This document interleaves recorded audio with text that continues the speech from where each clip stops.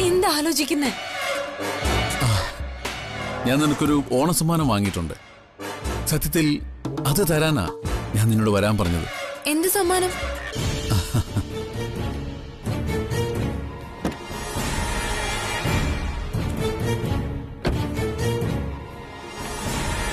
ഈ ഓണത്തിന് നിനക്ക് എന്റെ വക ഒരു സ്നേഹ സമ്മാനം. നിനക്കേറെ ഇഷ്ടപ്പെട്ട പിങ്ക് കളറിലൊരു ചുരിദാർ. Very very special.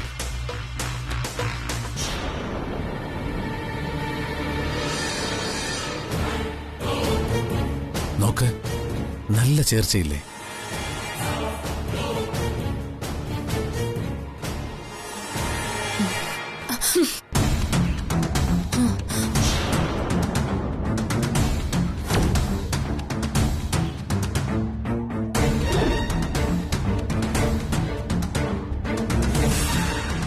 അവന്റെ ഒരു ഓണസമ്മാനം. ചേച്ചി വീണ്ടും വീണ്ടും ഇങ്ങനെ ഇവന്റെ സംസാരത്തിൽ മയങ്ങാൻ മാത്രം ഇത്രയ്ക്ക് പൊട്ടിയാണോ ഡെമി? ഇവൻ ഇപ്പൊ നിന്നോട് പറഞ്ഞതെല്ലാം വെറും പഞ്ചാര വർത്താനങ്ങൾ മാത്രമാ. നിന്റെ ഉള്ളിൽ ഇപ്പൊ ഇവൻ കുത്തി നിറച്ചിരിക്കുന്നത് പ്രേമം മാത്രമല്ല, ഭയവും കൂടിയാ. ഇവൻ എന്നെ കൊല്ലുമെന്ന് ഭീഷണിപ്പെടുത്തിയിട്ടല്ലേ നീ ഇവനെ ഇപ്പൊ കാണാൻ വന്നത്? നീ എന്നെ കാറടിച്ചു കൊല്ലും അല്ലടാ? അല്ല, നിങ്ങൾ എന്ത് ഭ്രാന്തായി പറയുന്നത്? നീ ഇവളോട് കുറച്ചു മുമ്പ് ഫോണിൽ പറഞ്ഞതെല്ലാം ഞാൻ കേട്ടു.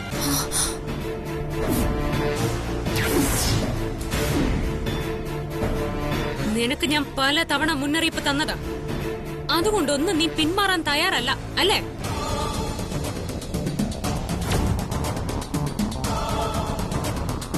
പ്രിയെ ചതിക്കാൻ വേണ്ടിയല്ല ഞാൻ സ്നേഹിച്ചത്, വിവാഹം കഴിക്കാൻ വേണ്ടിയാ. അങ്ങനെ നിന്നെ പോലെ ഒരുത്തന്റെ രണ്ടാം ഭാര്യ ആവേണ്ട ഗതികെടൊന്നും ഇവൾക്കില്ല. അപ്പോ ആ ഗതികേട് നിനക്കാവാം അല്ലേ? DKയുടെ രണ്ടാം ഭാര്യ ആവാൻ സമ്മതം മൂളിയുള്ളല്ലേ നീ? എന്നിട്ട് മെഹന്തി കല്യാണ ദിവസം ഒളിച്ചോടി.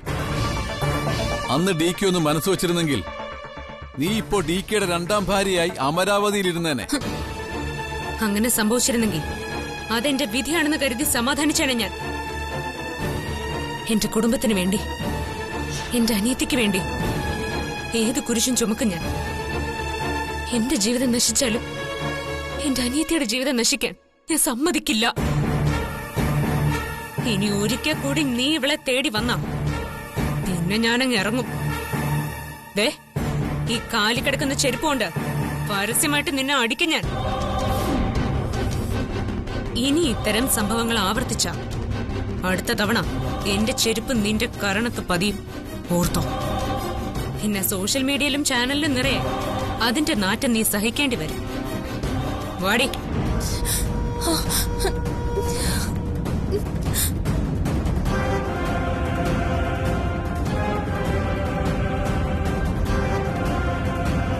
നീ എന്നെ ചെരുപ്പിനടിക്കുമല്ലടി? നോക്കിക്കോ, എന്റെ രണ്ടാം ഭാര്യയായി പ്രിയ വരുന്നതിന് മുൻപ് നിന്നെ ഞാൻ DKയുടെ രണ്ടാം ഭാര്യയാക്കിയിരിക്കും. നിന്റെ സകല ഗർവും അമരാവതിയുടെ മതിൽക്കെട്ടിനുള്ളിൽ തകർന്നടിയും. ഇനി ഇതെന്റെ വാശിയാ. എന്റെ വാശിയുടെ കാൽ കീഴിൽ നിന്റെ ജീവിതം ചവിട്ടി അരയ്ക്കും ഞാൻ.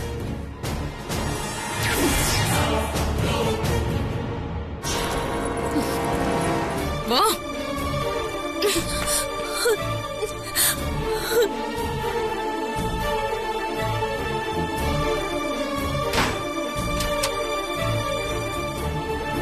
എന്ത് ധൈര്യത്തിലാ നീ അവനെ കാണാൻ വേണ്ടി പോയത്? അവൻ ആരാണെന്നും എന്താണെന്നും വ്യക്തമായിട്ട് ഞാൻ നിനക്ക് പറഞ്ഞു തന്നിട്ടും അതൊന്നും നിന്റെ തലയിൽ കയറിയില്ലെങ്കിൽ പിന്നെ എന്താ ചെയ്യേണ്ടത് എനിക്ക് നന്നായിട്ട് അറിയാം. ഇപ്പൊ തന്നെ ഞാൻ അച്ഛനോട് മമ്മിയോട് ഈ വിവരം പറയാൻ പോകും. ആരെയുള്ള ഒരുത്തനെ തന്നെ വിവാഹം കഴിക്കണമെന്ന് നിനക്ക് എന്താ ഇത്ര വാശി? ചേച്ചി, അവരുടനെ ഡിവോഴ്സ് കിട്ടും. എന്നിട്ട് ഞങ്ങൾ തമ്മിലുള്ള കല്യാണം നടക്കും. അത് നടക്കില്ല പ്രിയമോളെ. അവൻ ഇപ്പോഴത്തെ ഭാര്യ ഉപേക്ഷിച്ച് നിന്നെ വിവാഹം ആലോചിച്ച് വന്നാലും ആ വിവാഹത്തിന് ഞാൻ സമ്മതിക്കില്ല. എന്തൊക്കെ ചേച്ചി പറയുന്നേ? ഡിവോഴ്സ് കിട്ടിക്കഴിഞ്ഞ പിന്നെ വിവാഹത്തിന് എന്താ തടസ്സം? അവൻ തന്നെയാ തടസ്സം. അവനും നീയും തമ്മിലുള്ള വിവാഹ ബന്ധം ഒരിക്കലും നല്ല രീതിയിൽ മുന്നോട്ട് പോവില്ലെന്ന് എനിക്ക് ഉറപ്പുള്ളതുകൊണ്ട്. അതെങ്ങനെ ചേച്ചിക്ക് ഉറപ്പ് പറയാൻ പറ്റും? കാഞ്ഞിരത്തിന്റെ കൈപ്പറിയാൻ മരം മുഴുവൻ തിന്നണമെന്നില്ല. ഒരു ഇല ചുമ്മാ ഒന്ന് കടിച്ചാ മതി, അങ്ങ് ആമാശയം വരെ അതിന്റെ വൃത്തികെട്ട കൈപ്പെത്തും. അതുപോലെ തന്നെയാണ് അവൻ. ഇന്നത്തെ അവന്റെ പെരുമാറ്റം കൊണ്ട് എനിക്കത് പൂർണ്ണമായി ഉറപ്പായി. എന്തുറപ്പായെന്ന് ചേച്ചി പറയുന്നേ? നീ അവനെ കാണണ്ടെന്ന് പറഞ്ഞിട്ടും എന്നെ കൊല്ലൂന്ന് ഭീഷണിപ്പെടുത്തി നിന്നെ അവൻ ഉദ്ദേശിച്ച സ്ഥലത്ത് വരുത്തി. ആത്മാർത്ഥതയുള്ള ഒരു പുരുഷനും താൻ സ്നേഹിക്കുന്ന പെണ്ണിനോട് ഒരിക്കലും അങ്ങനെ ചെയ്യില്ല. അതുമാത്രമല്ല, നീയും ഇപ്പോ അവനെ വല്ലാതെ ഭയപ്പെടുന്നുണ്ട്. ഇല്ല, ഒരിക്കലും ഇല്ല. അവന് ഞാനെന്തിനാ പേടിക്കുന്നേ? അവന്റെ എല്ലാ കാര്യങ്ങളും അവൻ എന്നോട് പറഞ്ഞിട്ടുണ്ട് എന്ന് നീ വിചാരിക്കുന്നു. പക്ഷെ സത്യം അതാവില്ല. ഒരിക്കലും ഒരാളെയും പൂർണ്ണമായി മനസ്സിലാക്കാൻ മറ്റൊരാൾക്കാവില്ല. അവന്റെ കൂടെ ജീവിച്ച ഭയം കൊണ്ട് നീ ഉരുകിയില്ലാതാവുന്നത് ഞങ്ങൾക്ക് കാണേണ്ടി വരും. അവന്റെ സൈക്കോ സ്വഭാവത്തിന് മുന്നിൽ നീ ഭയന്ന് വിറച്ചു പോവും. അത് ചേച്ചിയുടെ തെറ്റിദ്ധാരണ മാത്രം. അവൻ നല്ലവനാ. അങ്ങനെയാണെങ്കിൽ നിന്റെ മുമ്പിൽ വെച്ചല്ലേ എന്നെ അവനിന്ന് അധിക്ഷേപിച്ചത്? എന്നിട്ട് നീ എന്താ പ്രതികരിക്കാത്ത? അവനെന്നെ അത്രയൊക്കെ പറഞ്ഞിട്ടും നീ അവനോട് അരുതെന്നെങ്കിലും പറഞ്ഞോ? നിന്റെ ചേച്ചിയോടാണ് ഒരു അന്യ പുരുഷൻ കൺമുൻപിൽ വെച്ച് ആക്ഷേപ വാക്കുകൾ പറഞ്ഞത്. അത് മുഴുവൻ നീ കേട്ടു നിന്നു. അത് നിനക്കെന്നോട് സ്നേഹമില്ലഞ്ഞിട്ടാണെന്ന് ഞാൻ കരുതുന്നില്ല. നിനക്കവനെ അത്രയ്ക്കുള്ളിൽ ഭയമായതുകൊണ്ട്. അതുകൊണ്ടാ നീ പ്രതികരിക്കാത്ത. അവൻ ചേച്ചി അങ്ങനെയൊക്കെ പറഞ്ഞതില് എനിക്ക് വിഷമമുണ്ട്. പക്ഷെ എന്നോടുള്ള സ്നേഹം കൊണ്ട് ഭ്രാന്ത് പിടിച്ചതുപോലെ ആയിരിക്കും അവനിപ്പോ. ഈ സമയത്ത് ഞാനിനി എന്തെങ്കിലും പറഞ്ഞ അവൻ എങ്ങനെ പെരുമാറുന്ന എനിക്ക് അറിയില്ല ചേച്ചി. അതുകൊണ്ടാണ് ഞാൻ മിണ്ടാ നിന്നത്. നിനക്ക് അവനോടുള്ള ഭയത്തിന് ഇതിനേക്കാൾ വലിയൊരു സാക്ഷ്യപ്പെടുത്തൽ വേണോ പ്രിയെ? ചേച്ചി അവനത് അങ്ങനെ വിചാരിച്ചിട്ടായിരിക്കില്ല ഒന്നും പറഞ്ഞത്. പിന്നെ നീ ഇനി അവനെ ന്യായീകരിക്കുകയാണോ? എനിക്കവനെ അറിയാൻ ചേച്ചി, അതുകൊണ്ട് ഞാനങ്ങനെ പറഞ്ഞത്.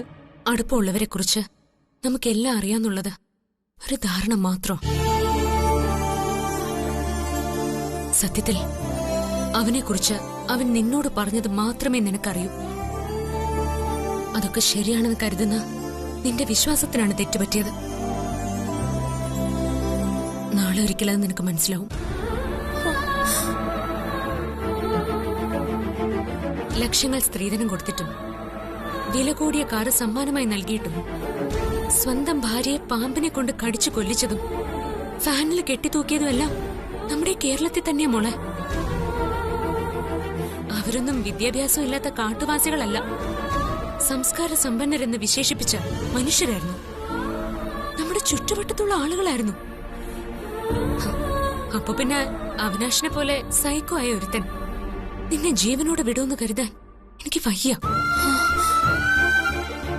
അതുകൊണ്ട് നീ അവനെ മറന്നേ പറ്റൂ. എന്നെ നീ നോക്കണ്ട. അവൻ വേണമെങ്കിൽ എന്നെ കാറടിച്ചോ വെടിവെച്ചോ എങ്ങനെ വേണമെങ്കിലും കൊന്നോട്ടെ. പക്ഷെ നിന്നെ അത്തരത്തിൽ കാണാനുള്ള ദുര്യോഗം അച്ഛനും അമ്മയ്ക്കും ഉണ്ടാവരുത്. ചങ്ക് പൊട്ടിച്ചാവും ആ പാവങ്ങള്. ചേച്ചി, അവനൊരു ചതിയനാ, മാനസിക രോഗി. അവന്റെ കൂടെ നിന്റെ ജീവിതം നശിക്കാൻ ഞാൻ സമ്മതിക്കില്ല. അല്ലെങ്കിൽ അവൻ നിന്നോട് പറഞ്ഞ പോലെ എന്നെ കൊല്ലേണ്ടി വരും. ഇനി ഞാൻ പറഞ്ഞത് ധിക്കരിച്ച് നീ അവന്റെ ഒപ്പം പോവാണെങ്കിൽ പൊയ്ക്കോ. പക്ഷേ അതെന്റെ ശവത്തിന് മുകളിൽ കൂടിയായിരിക്കും, ഓർത്തോ?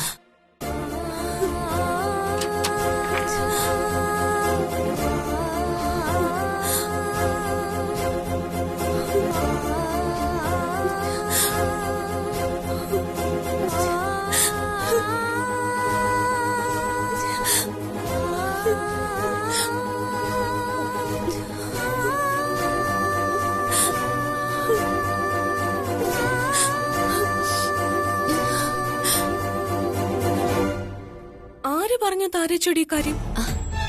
ആ ഡ്രൈവർ പറഞ്ഞതാ. അവള് കൊണ്ടുവന്ന കേക്ക് DK അവളുടെ മുന്നിൽ വെച്ചെന്നെ എറിഞ്ഞു കളഞ്ഞു. ആ, അപ്പൊ ചുമ്മാതല്ല DK ചേച്ചി ഉണ്ടാക്കി കേക്ക് എടുത്ത് എറിഞ്ഞത്. അവൾ ആ കേക്കും കൊണ്ട് വന്നതിന്റെ കലിപ്പ DK നമ്മളോട് തീർത്തത്. എന്തായാലും ആ ധൂമകേതു ഒഴിഞ്ഞുപോയത് നന്നായി. ഇല്ലെങ്കിൽ ഈ ഓണം ബമ്പർ ലോട്ടറി നമുക്ക് തന്നെ അടിച്ചേനെ. അല്ല, എന്നാൽ ഇത്രയൊക്കെ സംഭവിച്ചിട്ടും പിന്നെയും കേക്കും കൊണ്ട് DK കാണാൻ അവൾക്ക് എങ്ങനെ ധൈര്യം വന്നു? അവൾക്ക് ഈ കല്യാണത്തിന് ഇഷ്ടല്ലെന്ന് മായച്ചല്ലേ പറഞ്ഞത്? പറഞ്ഞതൊക്കെ ശരിയാ. പക്ഷേ അവളുടെ ഇഷ്ടക്കേട് ഇരുമ്പുലൊക്കെ അല്ലല്ലോ. അതെപ്പോ വേണമെങ്കിലും മാറാം. നമ്മളവളെ ട്രാപ്പിലാക്കി ഓടിച്ചതാണെന്ന് ഇപ്പൊ അവക്ക് മനസ്സിലായിട്ടുണ്ട്. നഷ്ടപ്പെട്ട DKയുടെ ഭാര്യാപദവിയുടെ വലിപ്പം എത്രയാണെന്ന് അവളിപ്പൊ തിരിച്ചറിഞ്ഞു കാണും. അപ്പൊ പിന്നെ ബന്ധം നിലനിർത്തിയാൽ നാളെ ഒരു ചാൻസ് കിട്ടിയാലോ എന്ന് ആലോചിച്ചിട്ടുണ്ടാവും. പാവം. ഇനി ഒരു ചാൻസ് അവൾക്ക് ഇല്ലല്ലോ. സിത്താരയ്ക്ക് വേണ്ടിയാ ഇപ്പൊ ഈ വീട് ഒരുങ്ങുന്നത്. എന്തായാലും ഈ ഓണം നമുക്ക് ആഘോഷിക്കണം. പിന്നെ എന്റെ അനിയത്തി നമ്മുടെ അമ്മായിയമ്മയായിട്ട് വരുന്ന ഓണല്ലേ, ആഘോഷിക്ക തന്നെ വേണം. Hi my Betis, what you here? Onam എങ്ങനെ ആഘോഷിക്കണമെന്ന് ഇവര് പ്ലാൻ ചെയ്യുകയായിരുന്നു. ആ, നിങ്ങളുടെ പ്ലാനിംഗ് ഒക്കെ ഗംഭീരമാവുന്നുണ്ട്. അതിന്റെ മാറ്റം മറിച്ചിലാണല്ലോ കഴിഞ്ഞ ദിവസം ഇവിടെ കണ്ടത്. അമ്മ എന്തോ അർത്ഥം വെച്ച് പറയുന്നത് പോലെ ഉണ്ടല്ലോ. ഒന്നും വെറുതെ സംഭവിക്കുന്നില്ല ബേട്ടി. ജ്യോതി മെഹന്തി ദിവസം ഇവിടുന്ന് ഓടിപ്പോയെങ്കിലും അതുപോലെ എന്തോ സംഭവിച്ചിട്ടുണ്ട്. എന്റെ മകന്റെ ഭാര്യയായി ഈ അമരാതിയിൽ വരണമെന്നുള്ളത് ഞാൻ ഏറ്റവും കൂടുതൽ ആഗ്രഹിച്ച കുട്ടിയാ ജ്യോതി. എന്റെ മകന്റെ ഏകാന്തവാസം ഇല്ലാതാക്കാൻ അവക്ക് സാധിക്കുമായിരുന്നു. ജ്യോതിയേക്കാൾ മെടിക്കുക എന്റെ അനിയത്തി സിത്താര. ഈ കല്യാണം ഒന്ന് കഴിഞ്ഞോട്ടെ, അവള് DK മാറ്റിയെടുക്കും. പിന്നെ മാറ്റിയെടുക്കും. അന്ന് ഇവിടെ വന്ന് ഉണങ്ങിയ മരക്കുറ്റി പോലെ അങ്ങോട്ടും ഇങ്ങോട്ടും കിടന്ന് ആടിയവളല്ലേ. അവളെ കൊണ്ട് ഇതൊന്നും സാധിക്കുന്ന എനിക്ക് തോന്നുന്നില്ല. സിത്താരക്കില്ലാത്ത എന്ത് പ്രത്യേകത ആ ബേക്കറിക്കാർക്കുള്ളത്? സിത്താരയോ ജ്യോതിയോ ആര് വന്നാലും DKയുടെ ജീവിതത്തിൽ ഒരു സ്വാധീനവും വരുത്താൻ കഴിയുമെന്ന് എനിക്ക് തോന്നുന്നില്ല. DKയുടെ 7 കണ്ടീഷൻസിന്റെ വലയം ഭേദിക്കാനുള്ള കഴിവൊന്നും ഇവർക്കുണ്ടാവുമെന്ന് ഞാൻ വിശ്വസിക്കുന്നില്ല.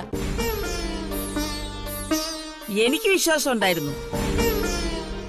കാരണം ജ്യോതി ഒരു സാധാരണ പെൺകുട്ടിയല്ല. എന്തും മുഖത്തു നോക്കി പറയാൻ ധൈര്യമുള്ളവൾ. പക്ഷെ നിങ്ങൾ ഈ പറഞ്ഞ സിത്താരയെ കൊണ്ട് ഒരിക്കലും അതിന് കഴിയില്ല. സിത്താരയ്ക്ക് DKയോടുള്ള ഇഷ്ടം ഈ അമരാവതിയിലെ സൗഭാഗ്യങ്ങൾ കണ്ടിട്ടാ. പക്ഷേ ജ്യോതി അങ്ങനെയല്ല. മതി അമ്മേ അവളെ ഇങ്ങനെ പുകഴ്ത്തിയത്. ആഹാ, തീർന്നില്ല. ജ്യോതി ജനിച്ചതും വളർന്നതൊക്കെ കഷ്ടപ്പാടില്ല. അതുകൊണ്ട് ജീവിതത്തിന്റെ മൂല്യം അവക്ക് നന്നായിട്ട് അറിയാം. പക്ഷേ സിത്താര ജനിച്ചതേ സൗഭാഗ്യങ്ങൾ നിറഞ്ഞ കുടുംബത്തില. ആ വ്യത്യാസങ്ങള് രണ്ടുപേരുടെയും കുടുംബത്തിലുണ്ട്. ഇനിയിപ്പൊ പറഞ്ഞിട്ട് എന്താ അമ്മേ കാര്യം? ഇപ്പൊ ജ്യോതിയല്ല, പകരം സിത്താരയാ DK വിവാഹം ചെയ്യാൻ പോകുന്നത്. ഇനി നമുക്ക് ജ്യോതിയെ മറക്കാം. സിത്താരയെ സ്വീകരിക്കാനുള്ള ആഘോഷങ്ങൾ തുടങ്ങാം.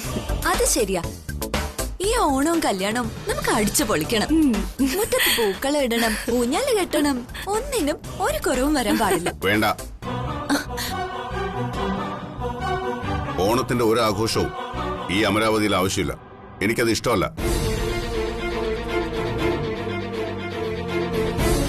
അങ്ങനെ ആഘോഷിക്കേണ്ടവർക്ക് അവരവരുടെ വീടുകളിലേക്ക് പോവാം. മോനെ ദേവ, വേണ്ട. ഇക്കാര്യത്തിൽ ഇനി ഒരു ചർച്ചയുടെ ആവശ്യമില്ല. മനസ്സിലായല്ലോ?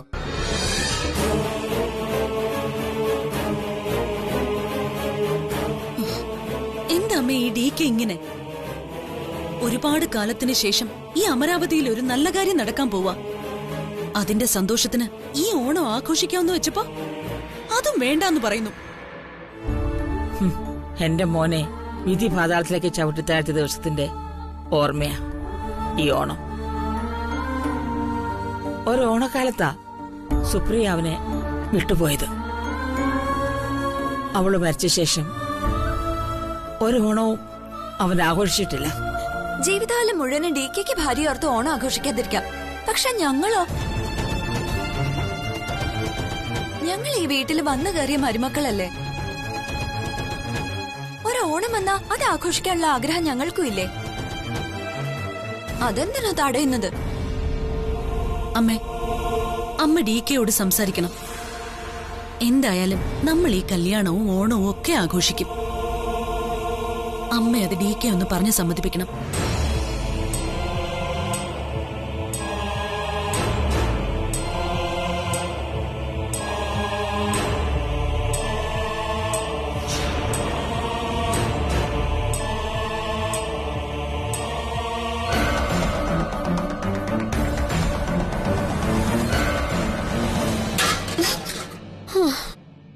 എന്റെ ഒരു തലവിധി ഈ അടുക്കള കിടന്ന് നരകിക്കാനാണല്ലോ ഈശ്വര.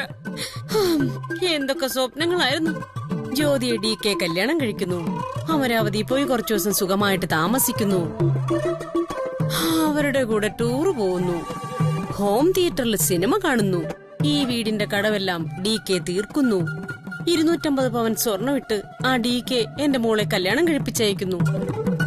ഈശ്വര, എല്ലാം മലർപ്പൊടിക്കാരന്റെ സ്വപ്നം പോലെ ആയല്ലോ. മൂഷിക സ്ത്രീ പിന്നെയും മൂഷിക സ്ത്രീയായി.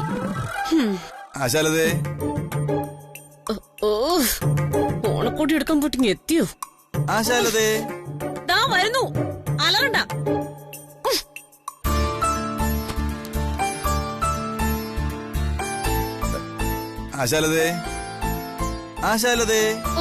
കിടന്ന് അലറണ്ട.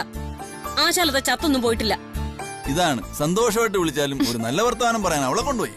എനിക്കിപ്പോ ഇത്ര സന്തോഷം കാണിക്കാനേ പറ്റൂ. അടുക്കളയിൽ കിടന്ന് ജോലി ചെയ്ത എന്റെ നടു ഒടിഞ്ഞു. അതിന് നിനക്കുള്ള സമ്മാനമാണ് ഈ ഓണക്കോടി. നോക്കിയാ കൊള്ളാവുന്നു. ഇതായിരുന്നോ? ഞാനും കൂടി വരാന്ന് പറഞ്ഞല്ലേ. നോക്കട്ടെ, കൊള്ളാമോ ഇല്ലയോ എന്നൊക്കെ നോക്കിട്ട് പറയാം. കണ്ടു കാണാത്ത ആളുടെ സെലക്ഷൻ അല്ലേ. നീ ആദ്യം അത് നോക്ക്, എന്നിട്ട് ആക്ഷേപിക്കും. ഇത് കൊള്ളാലോ.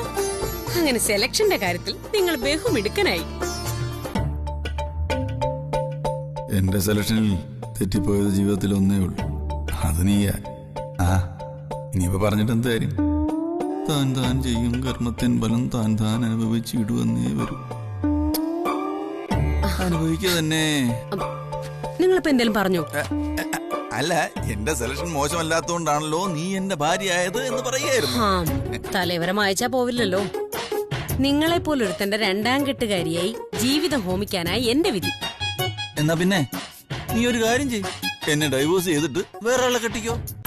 എനിക്ക് സമ്മതം. അങ്ങനെ ഇപ്പൊ സൂഹിക്കണ്ട. എന്നിട്ട് വേണം ഇനി 3ാം കെട്ട് കെട്ടാൻ. മനുഷ്യ, എന്നെ കൊണ്ടൊന്നും പറയിപ്പിക്കരുത്.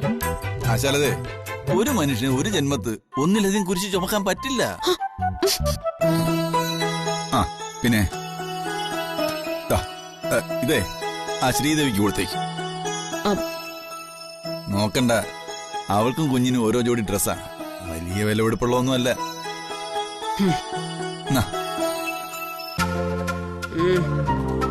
അല്ല, ജ്യോതി മോളെ എവിടെ? ജ്യോതി മോളെ, ജ്യോതി വന്നല്ലേ എന്റെ മോള്? പ്രിയ എവിടെ? അവളെയും കൂടെ വിളിക്കും. ഇവിടെ ഉണ്ടായിരുന്നല്ലോ. പ്രിയ മോളെ, ഇതെന്റെ മോൾക്ക്. ഞാൻ നോക്കട്ടെ. ഇതിന് നല്ല കാശായി കാണുമല്ലോ. ഇവക്കിതൊന്നും വാങ്ങിച്ചു കൊടുത്തിട്ട് വലിയ കാര്യമൊന്നുമില്ല.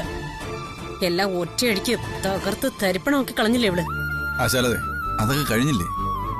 അവൾക്ക് വിധിച്ച ജീവിതം അവൾക്ക് കിട്ടും. അതിനപ്പുറമുള്ളത് കിട്ടുകയില്ല. അതിന് ദൈവം വിചാരിക്കണം. ദൈവം അല്ലല്ലോ ഒളിച്ചോടിയത്, ഇവളല്ലേ. പിടിക്ക്. എല്ലാം ഇട്ട് ആഘോഷിക്കുന്നീ. പ്രിയമൊക്കെ വാങ്ങിച്ചെവിടെ? അത് ഞാൻ നേരിട്ട് കൊടുത്തോളാം. മോളെ, നിനക്കുള്ളതാണോ കൂടി? തുറന്നു നോക്ക്.